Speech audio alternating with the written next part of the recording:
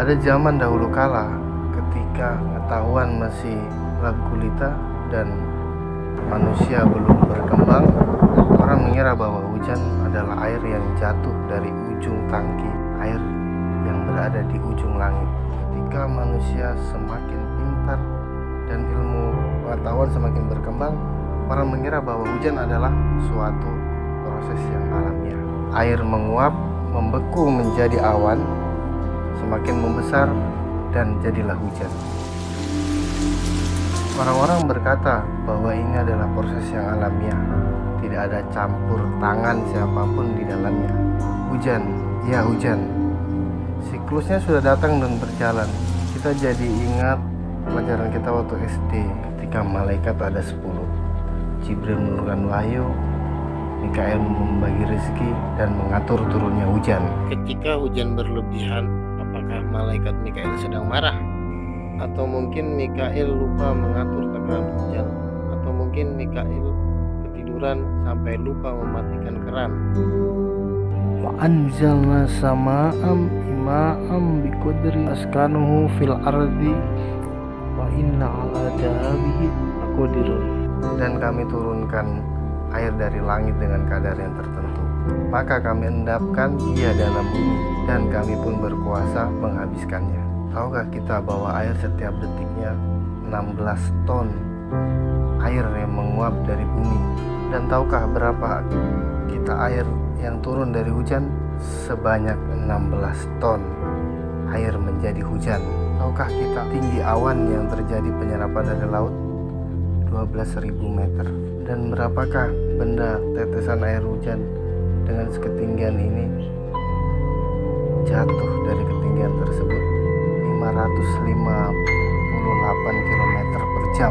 Hujan dengan kecepatan seperti ini akan merusak apa saja, bangunan, kendaraan, dan manusia tidak akan bisa pergi tanpa perlindungan ekstra. Tahukah berapa kecepatan hujan yang saat ini kita nikmati? Hanya 8 sampai 10 km per jam saja. Semua ini karena Allah tidak lupa bahwa Dia mengatur berapa banyak air yang dikeluarkan dan awan yang ditiup, dan berapa tinggi awan yang ditiup. Dan Allah tidak lupa mengkrit bentuk tetesan hujan yang gesekannya terhadap atmosfer menjadi semacam kontrol kecepatan sehingga tidak overspeed. Dan Ia tidak lupa menjadikan hujan tercipta dari air murni, dan Ia tidak bisa membeku menjadi es di atmosfer.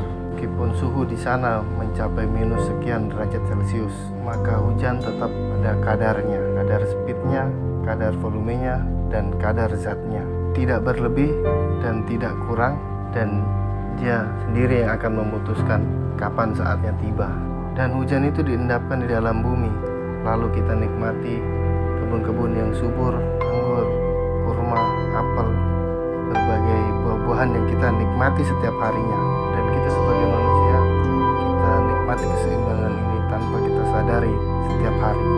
Sedikit saja terjadi malfunction di dalam sistem ini, maka jumlah curahan hujan akan berlebih, kecepatan hujan akan bertambah, dan zatnya berubah menjadi partikel-partikel es, maka manusia akan binasa. Tetapi Allah telah menjadikannya sempurna. Seharusnya setiap kali hujan turun, kita paham bahwa Allah sedang memberlaku takdirnya atas manusia, dan Mikael melaksanakan perintah Allah itu mengatur turunnya hujan selalu dalam kadarnya. Dan maha benar Allah dengan segala firman-Nya. Sebagaimana Dia yang menurunkan dan menahannya dalam perut bumi, maka Dia pula lah yang kuasa menghabiskannya.